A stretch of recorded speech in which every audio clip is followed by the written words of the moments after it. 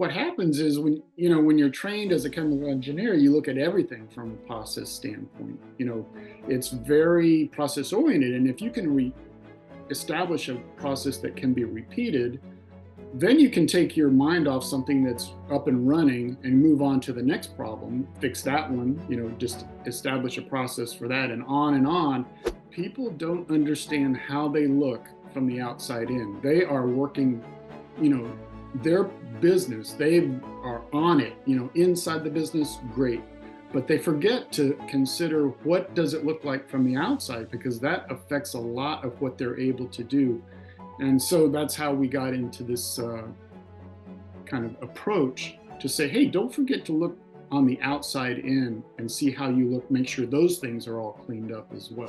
Underwriters, they pull up businesses every day, and very quickly it's a go, no go, whether they look good on the internet, through this algorithm, or whether they don't. You can greatly enhance what the vendor will give you, both the length and the amount. And you can also greatly enhance what a bank is interested in loaning you, because you've proven that you pay back stuff, in their algorithm or in their personal relationship with you. The number one thing that I see is they're not keeping score. So when I say keeping score, a lot of times they understand what their bank balance is and how much revenue they have, but that is not what drives their profitability. Be capitalized. So basically, the number one reason businesses fail is lack of capital. So, even as a service industry or a small construction firm, don't underestimate how much money you have to have access to be successful. That was the best.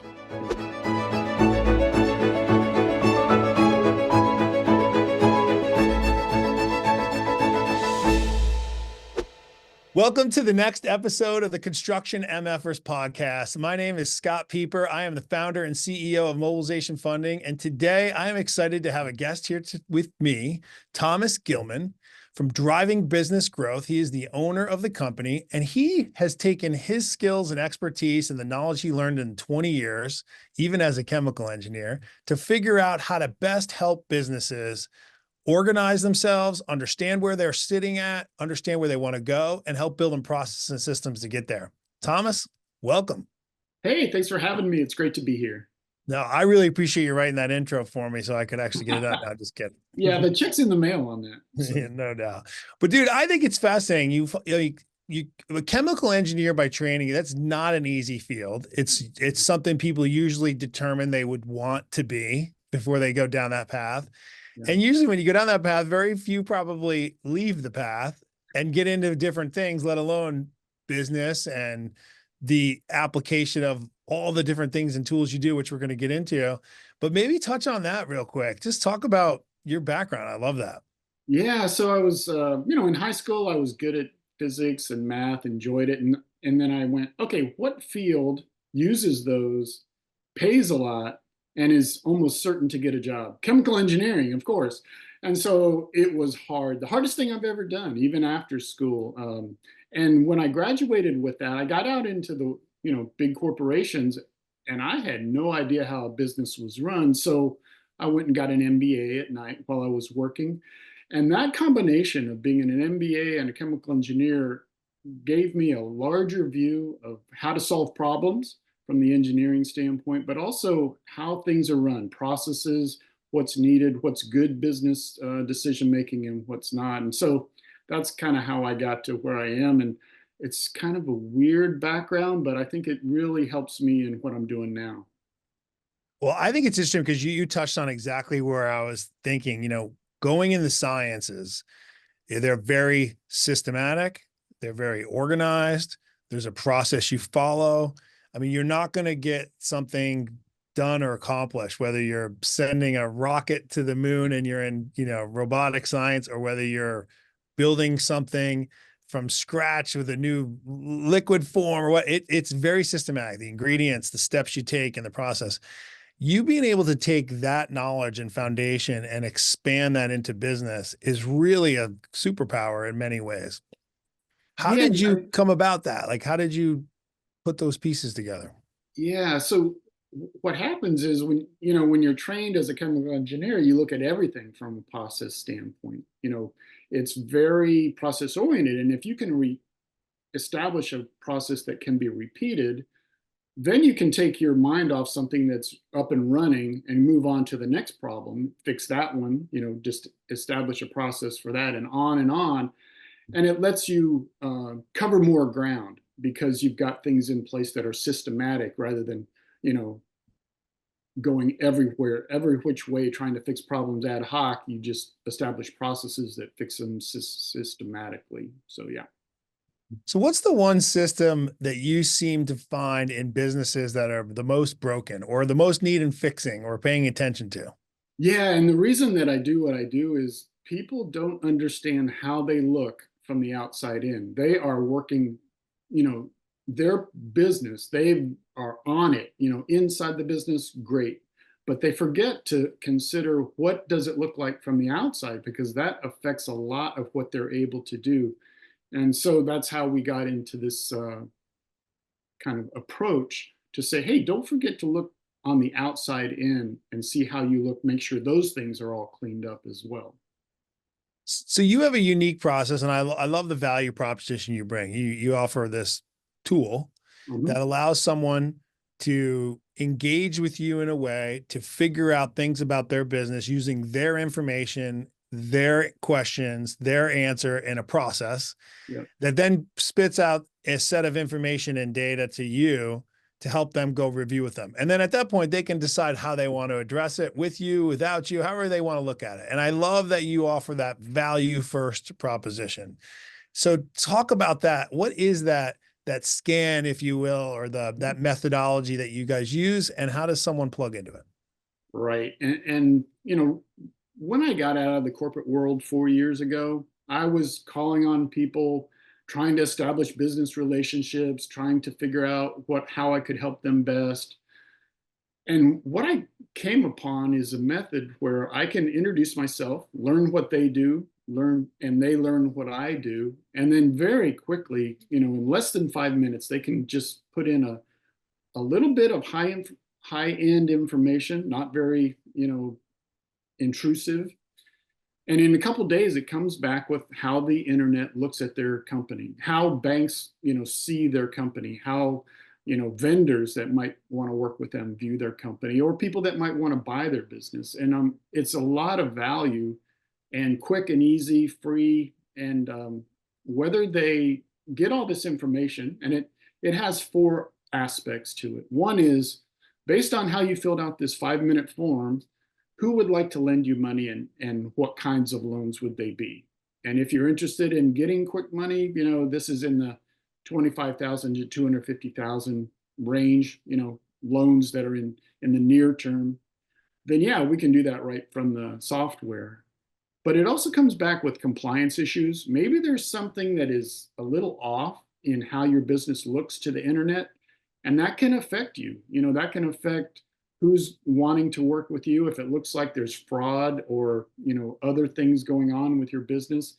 And that may be no fault of yours. You might have applied for things correctly and then it got glitched, as it got online. And we tell you which ones look good and which ones need work. And then it comes back with your business credit. Are you signed up with all 4 business credit bureaus? Do you have trade lines open that are building your credit and your ability to work with other people's money, as they say? And then it comes back with your banking behaviors. What's the internet say about whether you pay on time and whether you maintain a decent business checking balance? So all those things combined, if they're all great, then you are what we call bankable. And that means you're going to get the best loan terms or lines of credit, and be able to work with people without restriction. And that's why we call ourselves driving business growth, because if you clean all these things up, you're going to be able to grow to the size that you dreamed of. Those restrictions that you're hitting will be removed and you'll be able to really grow. But we offer to fix all the things that we find in 4 months, but it's not required that we do. We just point them out to you. And if you want to have at it and fix them yourself, then at least you know what's out there on the internet. And that's what we do. And when you say what the internet talks about or says to you or Right. shows, like what does that mean? Who is the internet? Like what is it actually? Right. Right. So just putting in your business name, who the owner is, and whether it's EIN business, and just a little bit of other high level information is what banks use to have an analogy of whether you're a good risk, or vendors say, okay, this is a good person to work with. Or if there's things that look like there might be something fishy going on, they will, by their algorithm say, well, this may not be a good risk. And people don't know that this goes on, but underwriters, they pull up businesses every day, and very quickly it's a go no go, whether they look good on the internet, through this algorithm, or whether they don't. And so what we do is we mimic what people do out there, and we say, okay, based on our understanding of the current algorithms, here's what looks good, here's what's helping you, and here's what might be kind of the reason that you get turned down for something. That's interesting. And Yeah. now is this work for construction industry and manufacturers and any business, or are there any industries that it doesn't work in? Nope. Anybody that has a business bank account and wants to grow, that's who we love. Lawyers, roofers, plumbers, anybody in construction. We love to show them this very quickly because, these are ways to use Wall Street techniques with some pretty easy concepts. It's not like this is rocket science. It's just that nobody tells you about it. I've yet to meet a person that understood everything that I tell them when I talk to them about this process and what is looked at from the outside. I always get ooh, I didn't know that one. They might know most of it or a lot of it, but I'm always helping them understand what's going out on the outside in. So to me, a lot of these things you talked about, and I love it. I even made a note here, like who wants to lend to you, compliance issues, business and credit trade lines, and then your banking behaviors. These are foundational pillars of any business that you really need to have strong and tight in order to grow. Yeah. There also happen to be four areas that your typical business owner, especially just starting out or new in the game. And when I say new, I don't mean young. I just mean new in the business, and that could be, you may have had the business for 5, 6, 7, 10 years, but all of a sudden now you're a 2 million or 3 million or $10 million business. It vibrates differently. There's different things that people are aware of. Yeah. And not knowing those items, you don't necessarily know if you're doing it right or wrong. Maybe you're running it is right, but you don't realize what right is measured as. Yeah. Yeah. The other thing is, as they start to grow and they get up to that 2 million, 5 million area, they're going to hit a bump in the road where they're restricted and they're feeling, well, why am I restricted? I've never had a restriction before. Well, the reason is that these things really start to hit you as you start to grow to be a large company. So basically, if you're just a startup and you're trying to get to a 500,000 of revenue, okay, maybe this doesn't affect you as much, but it's great to have in place so that when you do start to grow, all these things are taken care of. And then you never feel that restriction. But for a company, like a construction company that, man, I went to the bank and it seemed like I would have been approved, but maybe it's one of these online things that they don't know about that is causing that restriction. Yeah.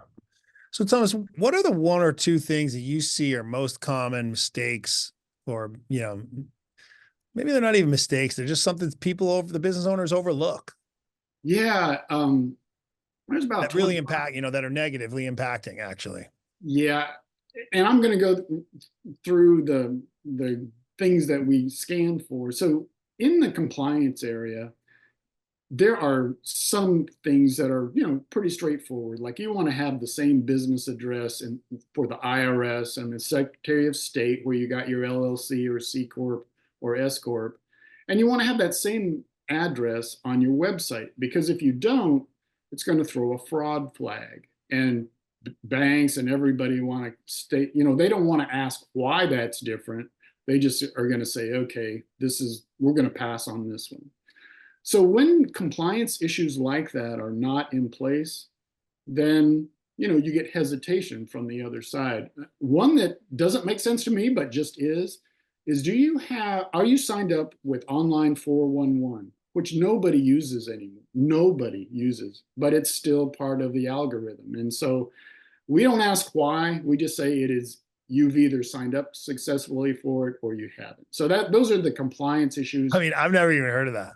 Yeah, exactly. And when we get that one back, I get a lot of questions like, well, I don't use that. Nobody uses that. I'm like, well, it's still in the algorithm. We're not trying to fix the algorithm. We're just showing you what's in the algorithm. So that's the compliance issue. A lot of those, things that we check very quickly for you. Another one is business credit. There are 4 business credit bureaus, but it's not automatic that your business is signed up with all 4. You might have signed up with Dun and Bradstreet and got a ton of sales spamming afterwards, but you probably didn't sign up with Experian Business or Equifax Business or Credit Safe. We make sure that you're signed up with all 4 and that you've opened trade lines that report to all 4 so that your business expenses are giving you business credit. Why is that important? Business credit is a little different. The more you have, the more they want to give you. And the more you have, the more banks like to lend you money. So it's a really interesting subsurface technique of expanding your bankability by simply opening up business credit accounts with the 4 business credit bureaus, and then making sure that you've got things that are reporting your expenses to those credit bureaus, even if you're not loaning, even if you're not using it, it's good to be signed up. And the last one is banking behaviors. Out there in the internet world, they have a view of whether you tend to pay on time or maybe pay a little bit ahead of time. And they have a view of, do you maintain a decent banking checking balance? So, if you are always drawing your banking checking account down to 0 every month, that's not a good risk to them. If you're maintaining, $10,000 or whatever continuously, they would much rather loan you money than the person that draws it down every month. And I didn't know that. Here I am, 40 years in corporate world, MBA, thought I knew a lot about business. A lot of this I didn't know until I dug in and started this business. That's fascinating. Yeah. And that algorithm that's sort of just kind of been created by the internet. It's not necessarily like a bunch of banks all got together and built this algorithm and stuck it on the internet, right? Right. So that's, it's a service they subscribe to. And, a lot of them use it. A lot of them have their own. If the bank is big enough, they probably have built their own. But there's a lot of regional banks that are using the same one. And some of them have what they call a banking score. The algorithm, they don't even want to look at the specifics of why you get turned down. They just score you on a risk basis from 0 to 10. And 5.5 is a number that is what you want to shoot for as a minimum. And that means you're a decent risk. You don't have a lot of fraud flags. You're probably going to be a good bet. If you're a 10, then yeah, they want to do, they're searching you out, but at least a 5.5. Interesting. Yeah. So let's talk about your business. So Sure. Someone does this scan, they identify these couple areas of opportunity that they can improve on, or Yep. they need to repair and fix that can build on. Again, with the goal in mind of not only building good systems and processes, but to become bankable and get access to capital that they could otherwise use to kind of meet their goals and range. How can they engage with you to fix these items? And is there anything beyond that? Yeah. So backing up to the first time I meet a business owner, like a construction company owner, they tell me what their business is, what they're trying to do, what their specialty is, that kind of thing. I tell them what I do, which is the conversation that we had. Can be very succinct, doesn't have to go into the depth that you and I went in, but they get a feel for it. And then I offer them to fill out the form online with me. and say, hey, in a couple days, the results will be back. Would you like to meet? And I'll run you through the results and we can talk about it. Generally, they are okay filling out the form, and generally they would like to see the results and have me go through it with. So in that second meeting, I'm going through the results, so they understand exactly what looks good and what might need help or fixing.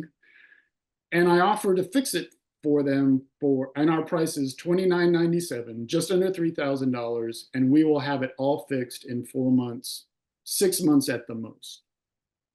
That's what we do. And so if they are a business of any size, that's not a lot of money. And it is a lot of saving them time trying to fix that on their own. So for instance, if you want to get your IRS business address fixed, we can help you and avoid a lot of headaches. That's just one of the ways that we know how to do it because it's what we do every day. And so what happens when they sign up and have us help them is we don't mess around. So basically, the best way to do that is to designate somebody in your company that can focus on this. 3 calls in the first week, second week, third week, and then we go down to like 1 call a week because most of the compliance issues can be fixed in that time frame. And then what we're doing for the rest of the time is working on your business credit, your banking behaviors, and some of those things are required to be in a certain area for 90 days. And so that's the rest of the 4 months, is making sure that you're getting credit for the improvement that we're walking you through. But we don't do stuff for you. We hold your hand along the way with people that do this all day, every day. So stick it to construction. Would these type of credit lines would this type of enhancement help you increase your credit lines with your suppliers as well, or just banks, or just loans? Right. So one of the things that we get when we get involved, when they hire us to help, we find out how much business credit are they provided for. And we've had a specific example where somebody had like a couple $1,000s of business credit, which is, it's okay, but for the size of the business, it was really not good. We worked through this business credit enhancement program, and they wound up with 2.5 million available in business credit in a quite short time, less than a year. And so it's like, yeah, you can change your business forever if you have the access to other people's money. And a lot of times it's interest free because they're loaning you, or they're providing that so that you have the time to use that money until you get paid. So in construction, that can be a while, right? Yeah. You need to float that money until you get paid. And that's the business credit method, where you get enough to and long enough to where you're not sweating making payroll 6 months later. I mean, is this one of those scenarios where this is the difference between getting your supplier to give you 30-day terms versus 90-day terms? Or are we talking like a bank giving you $2.5 million line of credit? Both. So basically, Right. you can greatly enhance what the vendor will give you, both the length and the amount. And you can also greatly enhance what a bank is interested in loaning you, because you've proven that you pay back stuff, in their algorithm or in their personal relationship with you. So one of the things that we do is, part of the way through the journey, we start establishing that relationship, and the bank starts to look at things, and you're improving, and you tell them your plan. And by the end of the journey, they want to work with you. It's like, wow, this is a great client now. And that's where you want to be, is them more than happy to help you do what you want to do to grow. Well, do you ever see any business owners just kind of resisting? Like they go through the scan, they see the analysis, and they even engage you to work with them, and then they just resist the change. Does that occur? Yeah, usually once they go through the journey, we explain it. Everything that we do is well explained by people that do it every day, and they understand the reason that we're doing it. So we don't get a lot of resistance at that point. Where the resistance comes is in that first meeting, if they don't understand why it's free. It's kind of like, this sounds too good to be true, kind of those people.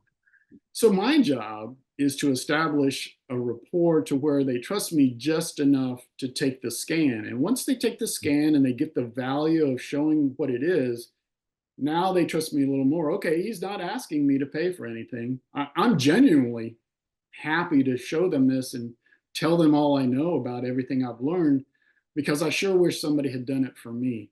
When I started out in business, I wish somebody would have sat me down and said, hey, here's what's going on. Here's the game you're playing that you don't know you're playing.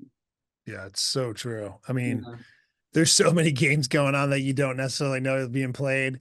But this is an important one because it really does make or break your business. We talk about it all the time. I mean, access to capital, how you use it can really determine not only the growth that you have, your ability to grow, but also how fast, the timing, and honestly, keep you out of problems, because Yep. everyone in construction knows if your payments get stretched out even an extra week, it can cause problems. 2 weeks, 3 weeks, it could be the difference between, total success or total failure. And so these are things that are critical to know and understand. And that's really why I wanted to have you on the show. Yeah, appreciate that. And there's not a better feeling in the world than getting somebody to where they make it over that hump, because businesses fail, and they can't make payroll, or whatever reason they can't get the funds in the short term. And to be able to prevent that, man, I love that feeling. Yeah. Well, let's take this one step further. So let's say someone does the scan, Mhm. they even engage you and you guys get everything fixed. Once you start peeling into the business now and you're working and you're understanding the business a little more, 60, 90 days in, like you said, what's the next wave of obstacles or problems that you see typical business owners making that are the next phase of things they need to fix and adjust? Right now, so to to paraphrase that, we've kind of fixed the outside in look. Now they're looking at inside their business. Now, do they need a business coach? Do they need a fractal CFO? What do they need inside their business? That's how they can look at doing that, because they're confident of the outside in. Now that's like, okay, what is causing me problems on the inside? Is it employee retention? Is it something else? And so there's a lot of resources to work inside your business. One of the things we do is, we look at what business costs they're looking at, and we can, give them a free estimate of what their costs might be reduced to. That's something that we do, but not initially. The main thing that we do is the scan, look at the outside, and then talk to them about, okay, what's next? What can you do from the inside out?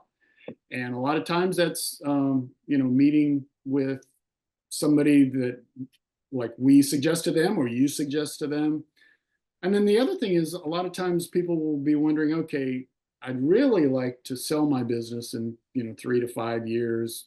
What kind of resources can I have for that? And then they definitely want to, talk to you and get advice on how to set that up correctly.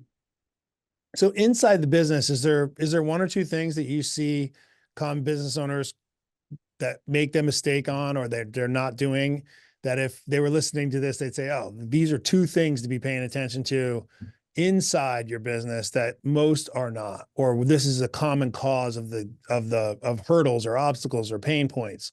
Yeah, the number one thing that I see is they're not keeping score. So when I say keeping score, a lot of times they understand what their bank balance is and how much revenue they have, but that is not what drives their profitability. And so, a quick conversation with a fractal CFO that's a genuine good one can change your life with regard to what numbers you're looking at and how that's helping you grow your business or have your business be successful. So I'd say that's the number one, is they're looking at numbers, but they're not looking at the numbers that make a difference. Does that make sense? Yeah, I couldn't agree with you more, man. Monthly financials, but more important than that, what reports are being driven off of the monthly financials such that you can get access to the information as the business owner in real time Yeah. throughout the month to be making course corrections and adjustments so that the monthly financials produce the result you're looking for. Yeah. And that's the way you set up your project costing, your cost management, your cash management. I mean, there's a million things in a construction Yeah. business, which this isn't for that, but I could not agree with you more. What's the second thing? So another thing that they do is their internal personnel processes. So basically, do they have a payroll system that never fails? Because you do not want to be late on their checks, right? Also, you know, what's the culture like? You know, do they hate you or do they like working there? Or it's, a great job. It's the difference between growing without bounds and always looking for the replacement for the person that just left. And you can't grow if your people are not there with you. So I'd say that's it. Numbers that drive your business and the culture. And the culture is a lot of things with regard to the personnel. I love it. I love it. Um, so in your opinion, then, is there anything that business owners are just completely blind to that they could be really like, we talked about the things inside, but sometimes, when you're a business owner, I'm speaking for myself here, you sort of get started Mhm. and by sheer force, you just make things happen. And Right. then at some point you get shaken and wake up and you realize, wow, it's the business isn't just me anymore. Or this hobby I had, or this job I created for myself is not just a job, but there's a company here and there's people and there's employees and there's this waking moment. For any business owner out there, you're probably nodding your head and hopefully you understand what I'm talking about. Yeah, exactly.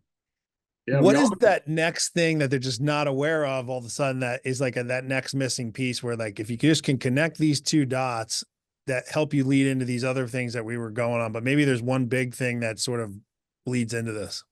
Yeah, I would say that knowing where you want to go. So what I come into is business owners that have grown and they've kind of hit that wall of I'd like to grow more, but they don't know how big they want to be. They're just trying to bump up against whatever impediment they have. And that could be funding, it could be stuff on the outside like I deal with, it might be culture, it might be, their internal financials, but they don't know where they forget where they want to go. When they started out, they had a dream of, hey, I want to be, the best construction company in my town, or whatever it was. And then they get beaten down in the day to day and they forget. And if they do just take a step back and say, yeah, I still want to be the best construction, then they can figure out, how do I get, what is causing me not to be that already? Shouldn't I already be there? What's causing that? And that will really help them focus on the next thing they need to do. Otherwise, they're just kind of hampered. It's like starting to be a grind because they don't know, they forgot where they're going, I guess. I couldn't agree with you more. And I don't, it's funny because, and this happened to me as well. We've been in business 11 and a half years, but I can remember, I don't know where it was, but it was somewhere in the first 4 or 5 years. At first you just want to survive, everybody knows the stats. You're going to fail within a year, half of us, another 80% that will fail by year two, and like, so you start off and you just don't want to fail, survive. Yep. And then in your hope, if maybe you don't articulate this way, but in your hope, and again, I'm speaking just from personal experience, you just want to be able to create enough of an income that you can live off of it, right? Whatever that means to you, depending on when you started or what, right? Right. And then it's right after that is where you're talking, I think, is the shift. Like, okay, I'm not, I'm surviving. So how do I go from surviving to thriving? Yeah. And I've created an income, a paycheck for myself. But now what am I going to do? Like that, those are like the two, like you just got off the starting blocks and you check the two big boxes, but now you have to have a conscious thought. It's like almost like if someone could all just sit everybody down at that moment and say, okay, hey man, you can get out of that phase now. You have to think where you want to go. What's the next step? And let's work backwards from there. Yeah. That's a real daunting task, I think, for a lot of people. And the way you articulated that, I like it because I think that's the piece. And if I was to marry the two together, I would say you've gone past surviving and you also have created a paycheck for yourself. Now take that step. And I think unfortunately, a lot of people might run a business sometimes for 4, 5, 6, 10, 20 years in that phase without taking that step. They just still are trying to survive and still Yeah. trying to create a paycheck. They'll say they want to grow and they are, but they don't have a strategy for that. They always had a strategy to survive and they always had a strategy to get a paycheck, and they're still operating under that same strategy. I don't Yeah. know. Would you agree? Would you agree with that? I totally agree. And how you take that step back, that's hard when you're grinding day to day. It's like you've got 3 jobs coming up, you got, so many bids coming up. How do you take that step back? And that it takes some real discipline, but it's so worth it. It's kind of like your job as the business owner to take that step back, and Yeah. people that are grinders would be well served if they could do that. Now, how do they come upon that themselves without some coaching to say, hey, take a step back? Because if they don't reach out to others, if they're all insular and doing this all by themselves, they may never get that hint to take a step back. And so that's what it's great talking to folks like you on this podcast, and people that are out there trying to help them get to the Yeah. next phase. Honestly, I think I sat in that phase for probably 5 years, man. Me. And I didn't know it. I didn't know it. I wasn't thinking that. But if I'm looking back now with like having the benefit of the rear view mirror, Yeah. it was probably a good 5 years I sat in that spot, literally.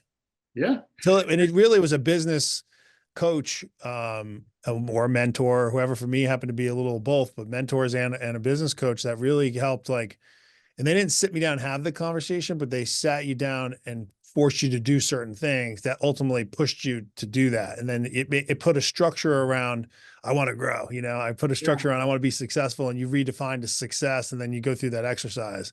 But you nailed 2 things that were really critical too.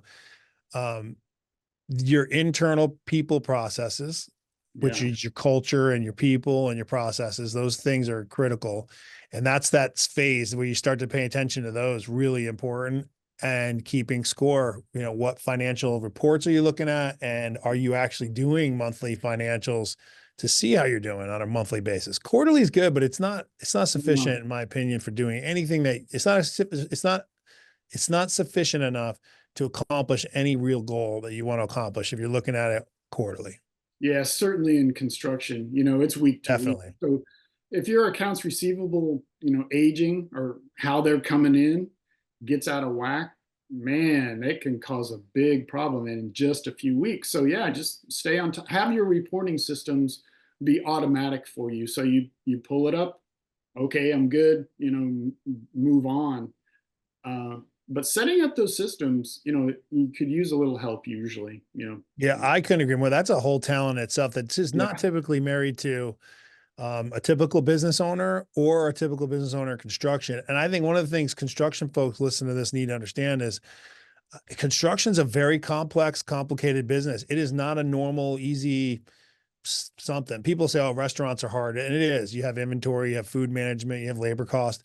But construction, you have all those things across multiple projects, and you're not just selling a service or a product in one like linear fashion to certain people. You're doing that across multiple projects with different timelines and different cadences, and you have inventory and you have order management and you have cash flow management. And they're all different cycles. You got to understand that and give yourself some credit and grace, really, because Yeah. when you take a real construction financial professional and they build those systems for you to allow you to see the information you need to see for what you already know and live, it's like instantaneously you are now completely empowered to do things in a totally different way because you have so much experience from living it. You just haven't had someone give you like a dashboard of visibility to it. Yeah. Yeah, we're not making widgets one by one here. It's a Mhm. very complex thing. And just because, maybe you're wearing jeans and have a pickup truck doesn't make your business any less complex. It's kind of like I have a lot of appreciation for the complexity that is in there.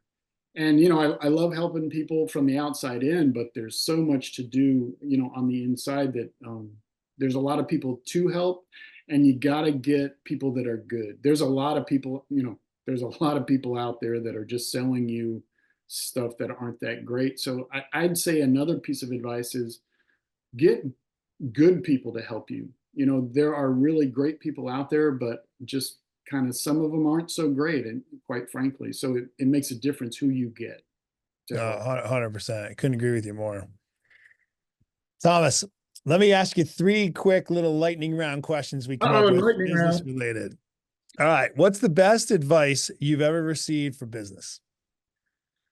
Right. So be capitalized. So basically, the number one reason businesses fail is lack of capital. So, even as a service industry or a small construction firm, don't underestimate how much money you have to have access to be successful. That was the best Yeah. advice. And I'll add one thing to that. Start early.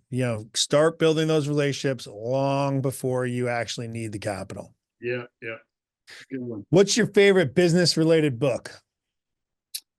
I have one right here called Knockout Networking. So I'm all about networking.